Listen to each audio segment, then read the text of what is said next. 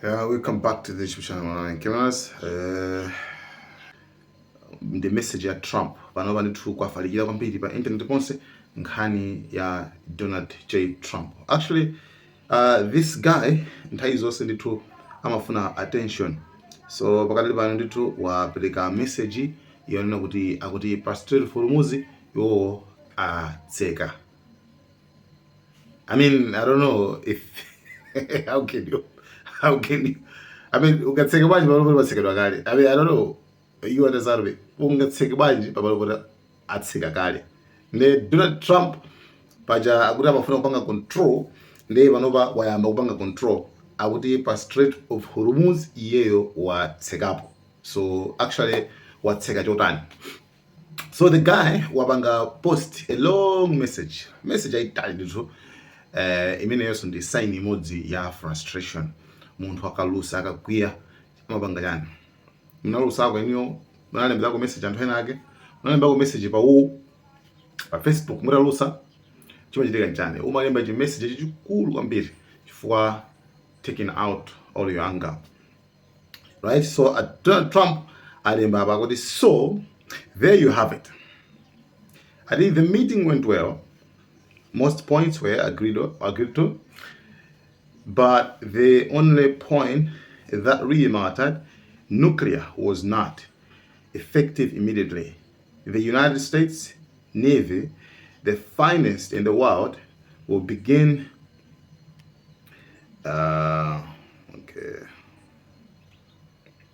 the process of blocking any and all ships trying to enter or leave the Strait of Hormuz at some point. We will reach an all being allowed to go in or being allowed to go out.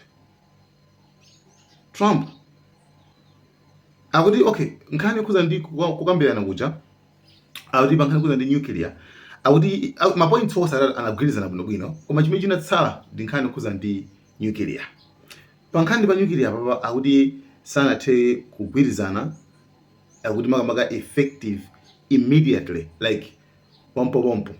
Maybe mmene makambira muja kuti Iran yakana kusaina kuti mtsogolo musitingakhale nayonso kupangira kuti mwina kutsogolo kuzafunikirira, so sunganenere kuti akulu inetu moyo wanga mosera bwino basi sindzanyamulanso futi.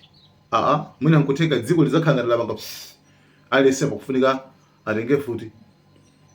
Sungasainire zimene zonso. So issue ndi imeneyo. Ndiye akuti iwo tsopano ayamba tsopano ntchito ngati America iyamba ntchito tsopano yomayang'ana yopanga blocking, like kutseka osalola munthu kudutsa kapena kutuluka pa chipato cha Strait of Hormuz. So nkhani imene ikuyenda bwanji? Chabwino, nkhani iyi ndinakuwuzani kale poyambirira kunena kuti Iran sikuti pa Strait of Hormuz ndipotseka, no. Nakamba kazi zimenezo sipotseka, ndipotsekula, koma kungopatula kwa chani? Kungopatula kwa awawawo amene akuyambitsa nkhondowa, amene akukweza nkhondowa, amene akusapota nkhondo imene. Amene wawa ndi amene akuletsa kutani kulutsa. Chabwino, tikangana mbali ya Israel. Mbali ya Israel pa Strait of Hormuz sikuti apafuna kwenikweni ayi.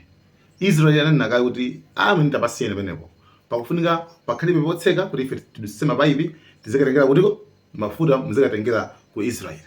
So Israel has got no problem with Strait of Hormuz. Tikudziwa kaleso ndipo anachita sonena kuti ife sitingatumiza ife na asilikali athu kupita kutiko, kupita ku Iran ka Strait of Hormuz ka kuti, because there is no need.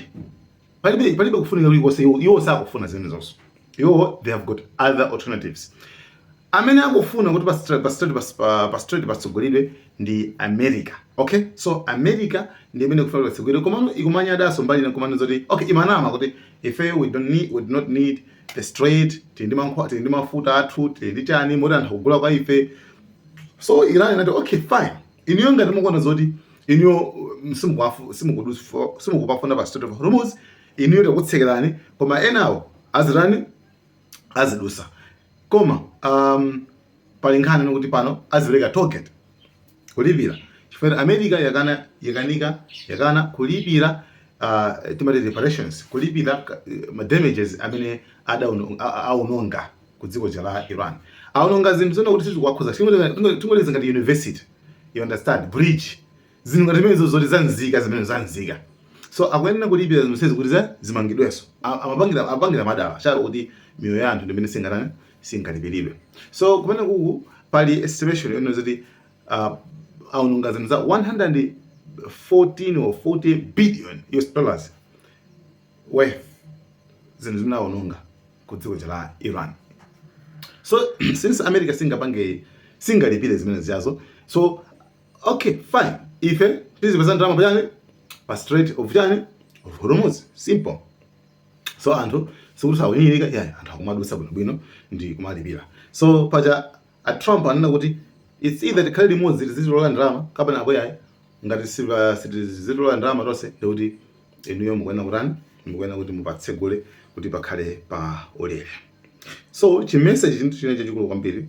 So basis, but Iran has now allowed that not to happen, merely saying there are many there may be a mine out there somewhere that nobody knows about but them.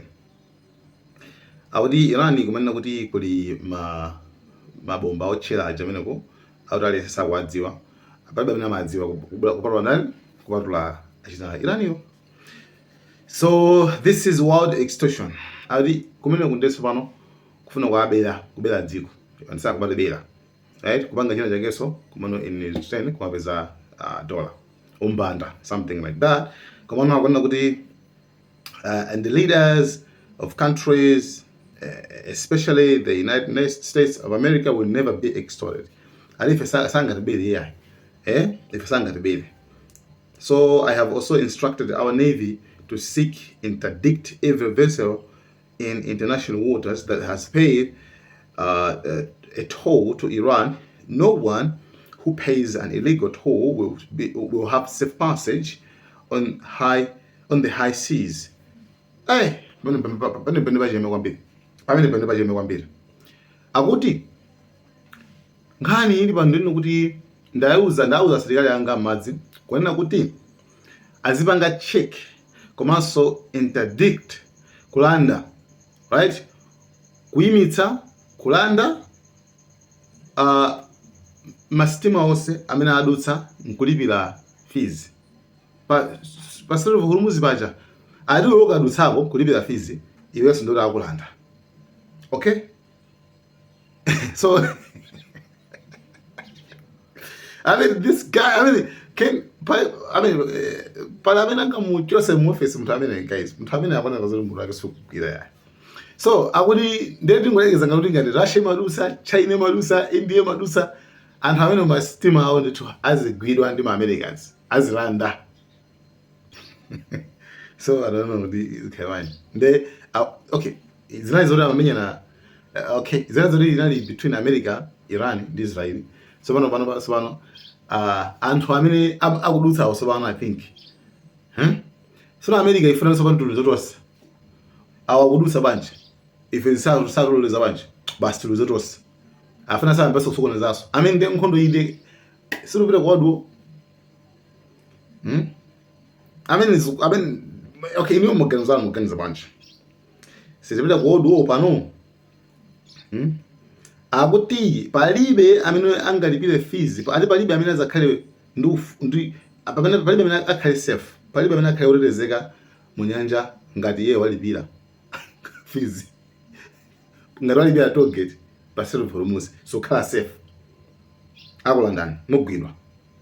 Yo koma guys, muri dziko libana ife mona ngati kasizifaya kaka ndithu kakupita ndithu kwina wayi kuti at least tithandizika. I mean okay, dziko likhala ngati la pomako koma kumene zupirako kuna wayi kumene apa pasi pano mayiko so pana akuyenera kugwirizana kuti mayiko akuyenera kugwirizana. America ndi imene funa zambe kuopseza nambo so pana. Okay, so akuyenera kuti we will also begin destroying the mines the Iranians laid in the straits. Any Iranian who fires at us or at peaceful vessels will be blown to hell. Iran knows better than anyone how to end this situation, which has already devastated their country. Their navy is gone, their air force is gone, their anti-aircraft and radar are useless. Khomeini, no. The most of their leaders, yeah, si Khomeini, naiso akulakwisa. Khomeini ndo yambirira uja ndi Khamenei. Awasfa Trump sana. Noti sakumaliba bwino ya. I mean sakuzindikira bwino anthu was okay. Iran amampanga understand Trump. Trump wasabanga understand the Iranians. That's why sangabanga differentiate between Khomeini and Khamenei. That's how you see him. Okay, so akwamba zokuza ndi navy yawo inatha naiphulitsa Khomeini anamwalira chanchi chose nde ifeyo maleaders yawo amwalira wose apita nde ifeyo ndithu tiyamba kuti the blockade will begin shortly ati kutseka chipata cha Strait of Hormuz kuyamba pompano so a Trump afuna akatseke pano Iran will not be allowed to profit off this illegal act of extortion. Iran need to see panga profit neli yose pa illegal act of extortion. They want money and more importantly, they want nuclear. Arafuna ndalama kuma kombi waka afuna nuclear. Additionally, and at an appropriate moment, we are fully locked and loaded. Alifeni tu takonzera papa malamba tamangakala mene papa sobano to tizivaya and our military will finish up the little that is left of Iran. President Donald Trump. Imene into the message ya Donald Trump imene akugamba nkhani yokhuzana ndi Iran kuti pakali pano so pano naonso ayikaso blockade yawo naonso ndithu akuchinga poso komanso kuti angochinga poso yakuma aziletsa so 2 ina kupita kamina awaloleza aja paja Iran inaloleza onse nkusiyapo ndani nkusiyapo Trump amene amati iwo ndi amene ali ndi amene actually chilichonse ali nacho sapafuna pa Strait of Hormuz so pamene pampanesa pano pali nkhani right. So anyway, tiona kuti zikhale bwanji nanga Iran ipanga respond motani nanga kutsogolo kuno nkhondo ikhala motani komano iniyo understand kuti nkhondo eseja okay chimene chitikapa tino kuti people do not understand okay nkhondo ija after muone focus yose pano pa Strait of Hormuz akuvutika napo kutsegula sabano pakuvutisa chifukwa izi amakamba Trump kuti ife kothu kuti chateli nazo no. Actually, even if you guys into so yaso, I know I am passing manga madem pompano. Nkhani yakaziri yazimene zizi. So panthu pano pakabanga affect. Sukura na ame pakabanga affect ndithu. That's why akakamira. Sine wo ngati ngolekeza ngati wo ndithu anthu akagula mafuta kwa iwo. Nde pa Strait of Hormuz paja patsekero. Do you think when nakuti nzanzero kwa munthu wa business koko kukatsegulapo inengera anthu sipana ayamba kubwera kwathu kumaza kugula zinthu futi pene pake patsekero. Why should I go there and say hey tentitseguleni nchani ine maso ndipanga ndalama panthu panthu nawonso pakwadani pakwapasa vuto kutsekera kwa panthu pakwapasa vuto sikuti ana ame apa bayayi komano kunde zinazo iniyo taganizana kuti munena lokho muganiza bwanji pankhani ya Donald J. Trump pankhani ya kutseka pa Strait of Hormuz kachike naso kuti patseka dokali pa kwa iwo khawo koma iwo akatseka so kwira yes. Anyway guys, thank you so much for our cameras.